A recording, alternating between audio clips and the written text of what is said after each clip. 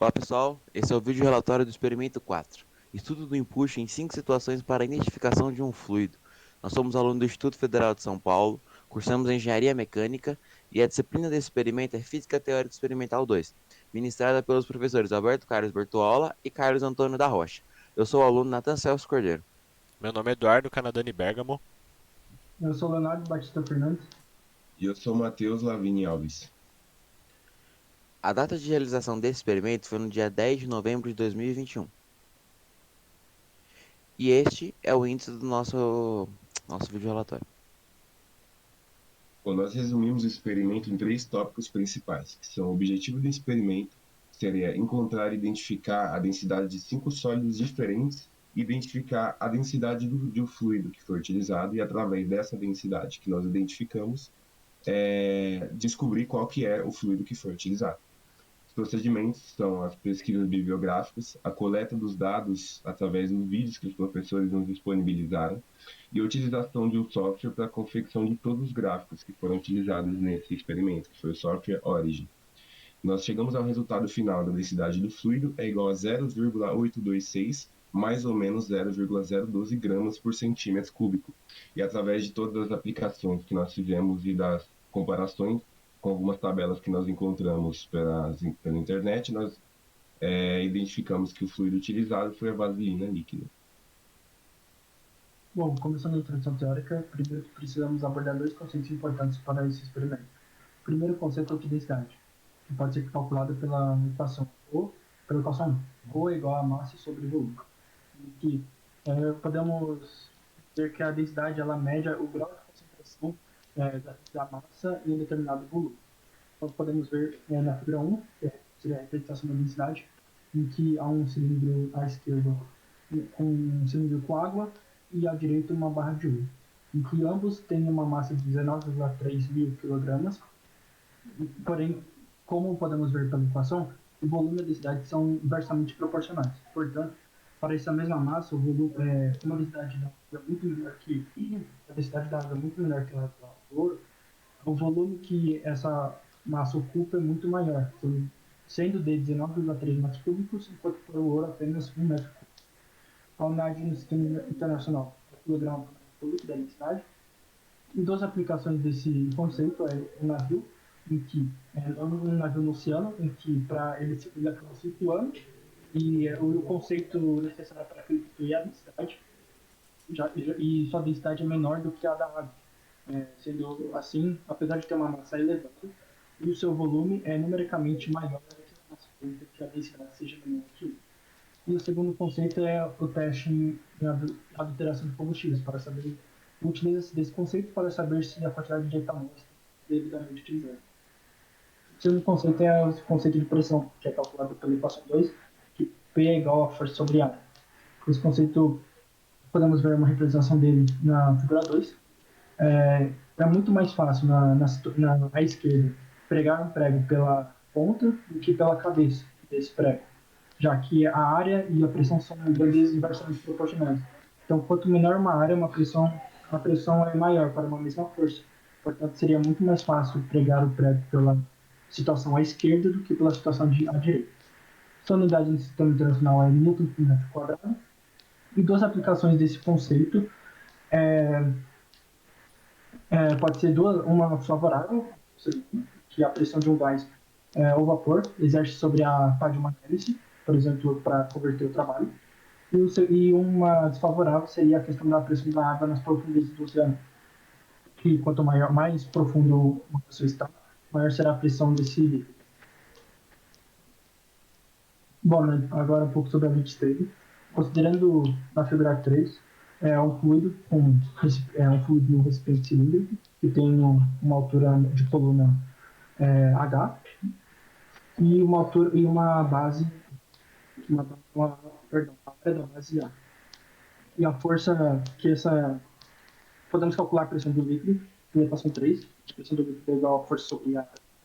A força, a força nesse caso seria a força peso do líquido, portanto podemos calcular, substituir o F por M vezes G, em que M é a massa da como podemos ver.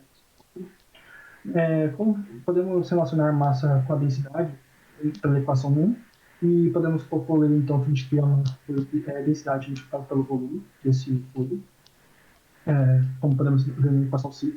Só que como sabemos na geometria espacial, volume é igual à área da base multiplicada pela altura, e podemos substituir obtendo a equação 6, e podemos substituir o V, obtendo a equação 6, portanto a área da base, obtemos a equação 7, que é a list dada pela equação 7, que seria a pressão do líquido, é igual a densidade do líquido, multiplicada pela G, que seria a aceleração da gravidade, que multiplica por H, que seria a profundeza de um determinado ponto. Né? A pressão do líquido em um determinado ponto seria ρL, G, multiplicado por G, multiplicado por H, que seria a altura desse ponto até a superfície do líquido. Como podemos ver na figura 4, primeiro, como podemos ver na equação 6, a altura da base se cancela. Portanto, a pressão do líquido não depende da forma do recipiente em nenhum local, nenhuma altura desse recipiente. Como podemos ver na figura 4, em que seria a figura representando vasos comunicantes, em que há quatro recipientes interligados em suas bases, só que com formatos totalmente diferentes. Porém, como esses recipientes estão sujeitos à mesma pressão, não importa a forma dele. Para a mesma profundidade do fluido, estará sujeito à mesma pressão, independentemente do formato desse recipiente. Agora falando um pouco sobre o empuxo. Na figura 5 podemos ver a demonstração da força empuxo, em que temos um cilindro com um fluido que tem uma densidade ρf e temos um cubo laranja imerso, submerso a esse fluido.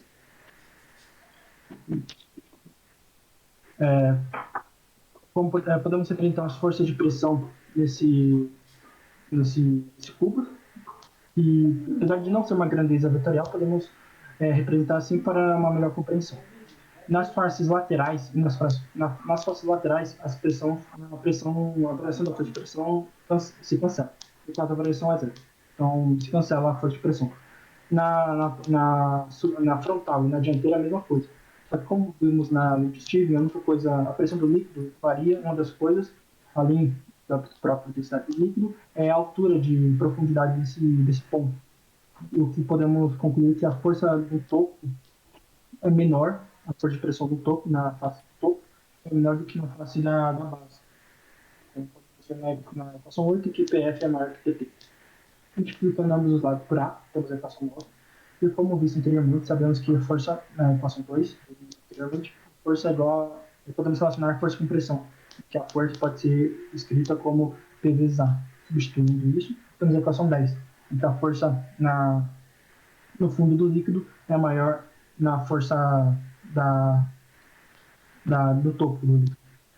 Portanto, podemos concluir que a força resultante do empuxo é sempre vertical para cima. Pelo princípio de Stevens, temos a equação 11, que a variação da força de pressão é igual à força FF menos FT, em que FF é a força do fundo do líquido menos a força que FT é a força do topo do líquido. Fazendo algumas manipulações algébricas, nós chegamos na equação 12. E trocando o PF e o PT pela lei de Stevens dada na equação 7, chegamos com algumas manipulações algébricas, chegamos na equação 3, em que variação da força de pressão é a ρL, em que ρL é a densidade do líquido, G é a aceleração da gravidade e A é a área do sólido submerso no fluido. E ΔH seria a variação de profundidade. Só que um desses pontos seria na base do topo do cubo, e o outro ponto seria, no caso, a outra profundidade seria na face do fundo, né? Seria na face do fundo do cubo. Portanto, podemos substituir esse H como a altura do cubo. Portanto, A vezes ΔH é o volume desse cubo, no caso, o volume do cubo submerso. O que chegamos na equação 14, em que a variação da força de pressão é igual a empuxo, podemos calcular pelo produto entre a aceleração da gravidade, o volume submerso do sólido e também multiplicando a densidade do líquido. Bom, ainda na introdução teórica, nós temos algumas equações que foram utilizadas, onde a grande maioria já foi apresentada anteriormente nas outras etapas da introdução teórica. E aqui nós temos à esquerda as equações, seguido das suas numerações, e à direita o que corresponde a cada parâmetro aqui. Nós temos a equação de número 15, que é Kx é igual a massa vezes a aceleração gravitacional, onde K é a constante elástica da mola, x é a variação de comprimento, e a força-peso é igual à força elástica da mola em Newton. Nós temos a equação 16, em que a força-peso é igual à força elástica aparente, que é quando o sólido já está submerso na água e já está sofrendo a ação do empuxo, mais a soma do próprio valor numérico do empuxo. Nós temos a equação de número 17, que é a equação da própria densidade do fluido, que é igual à densidade do sólido, que multiplica a variação de comprimento menos a variação aparente de comprimento sobre a variação de comprimento.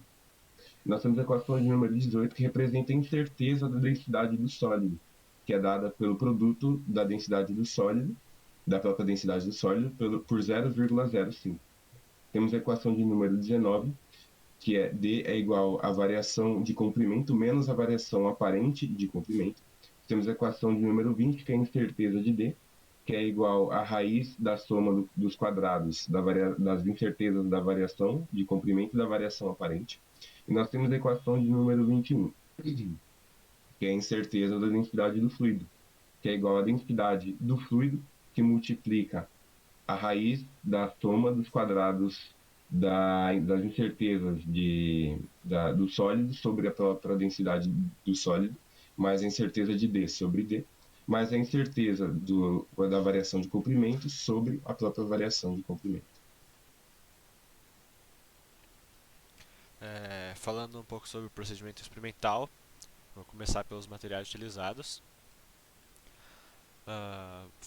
Primeiro foi utilizada a mola, que já foi mencionada, fios de barbante para pendurar os cilindros, os sólidos que também foram mencionados, uma régua milimetrada, que foi utilizada para calcular as variações de comprimento, o software Origin para confecção de gráficos e um recipiente com o fluido que a gente tinha que descobrir qual era.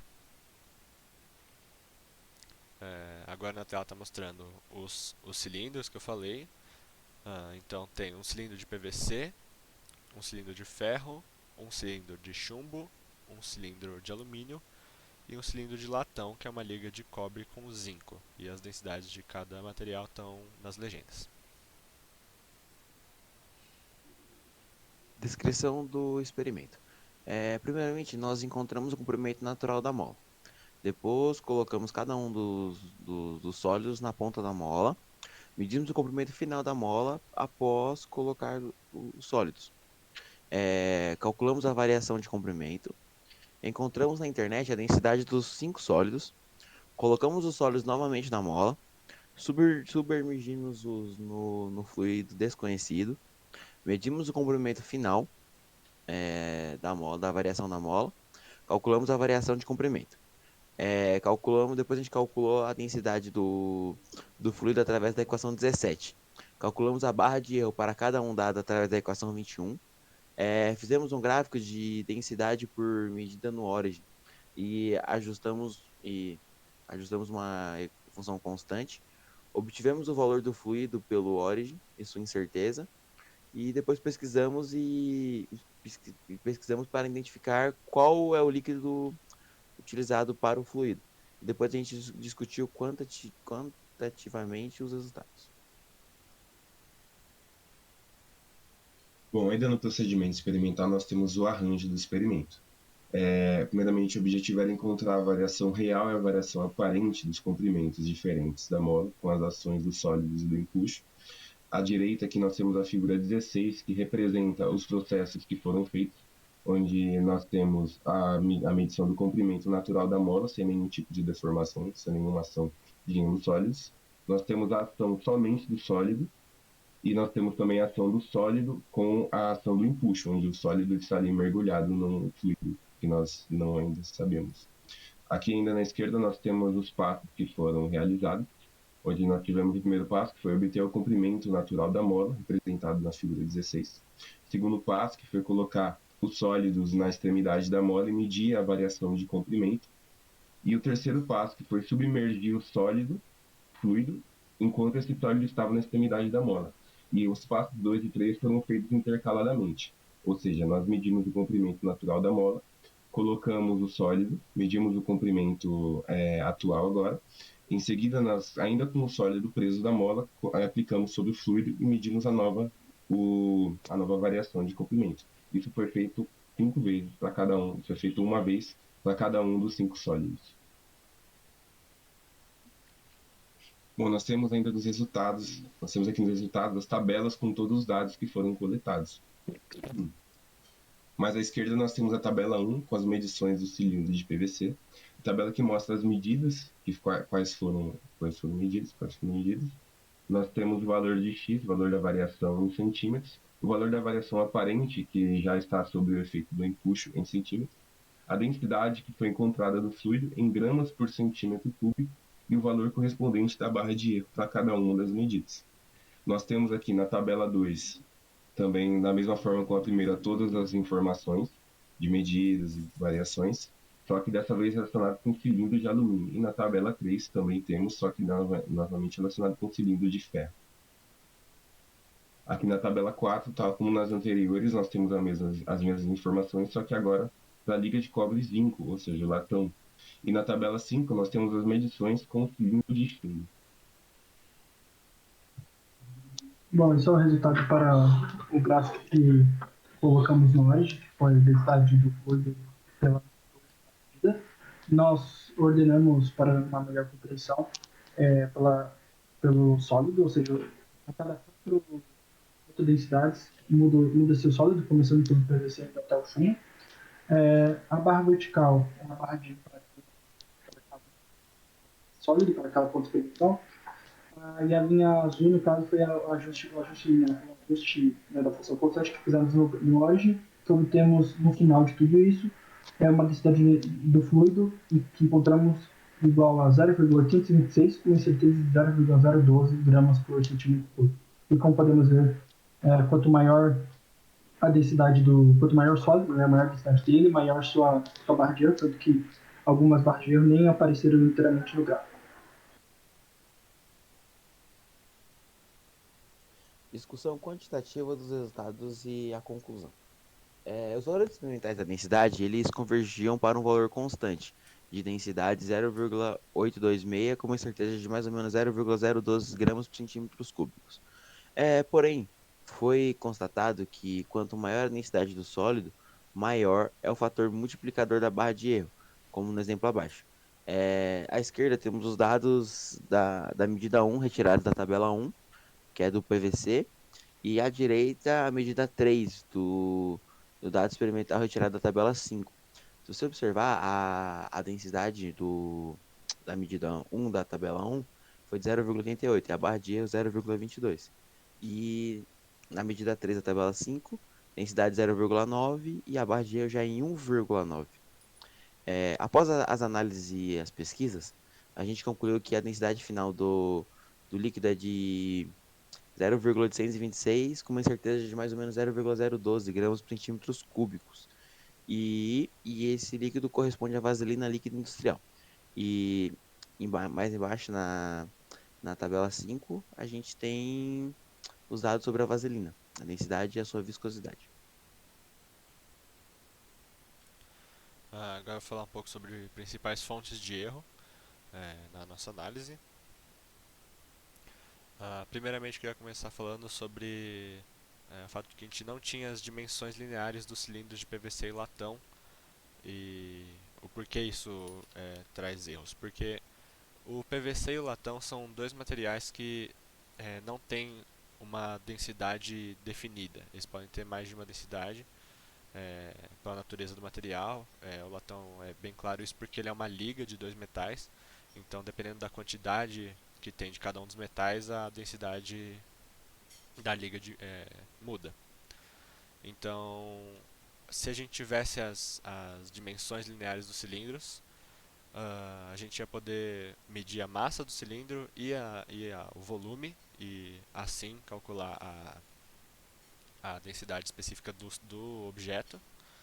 e assim a gente ia ter um valor mais fidedigno, porque a gente ia saber que para aquele cilindro que a gente utilizou, aquela era a densidade.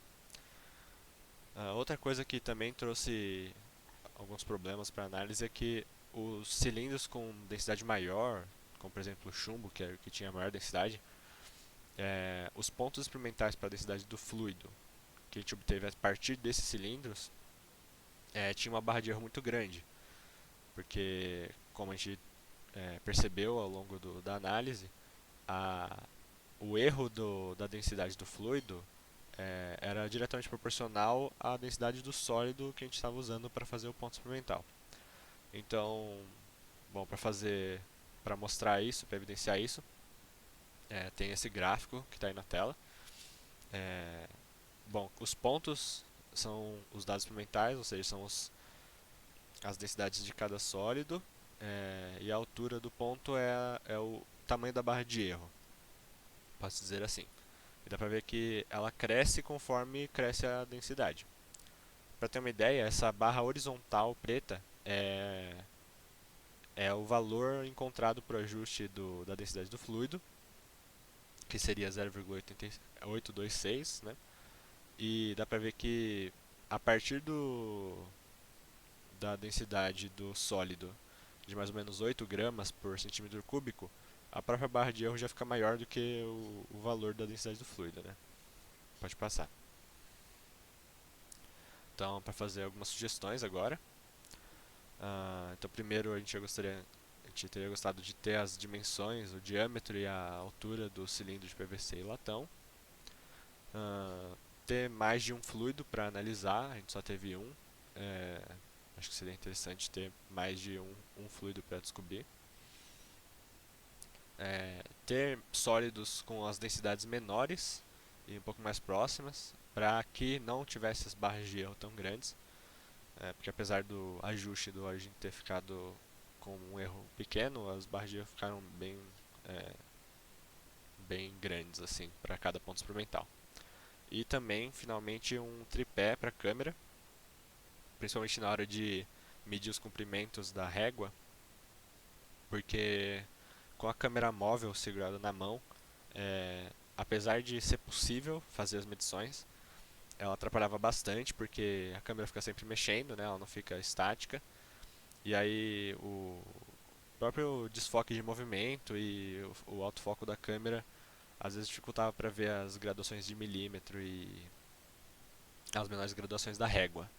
Então dificultou um pouco no processo de obter os dados. Pode passar. Essas aqui são as referências do nosso relatório. E é isso. Muito obrigado.